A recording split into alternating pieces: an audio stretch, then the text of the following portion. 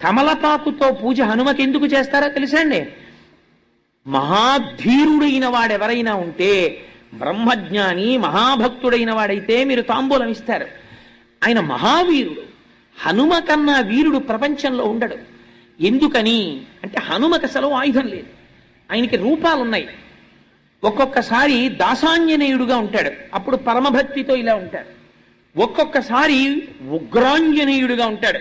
మీరు అటువంటి ఫోటోలు ఎప్పుడైనా చూశారో లేదో, చూస్తే భయం వేస్తుంది. అసలు వాలములకు తోకతో ఇలా నిప్పు పట్టుకుని నిలబడతారు. అసలు అటువంటి మూర్తిని పెట్టుకోవడం కూడా చాలా కష్టం. ఉగ్రాంజనేయుడుగా ఉంటాడు.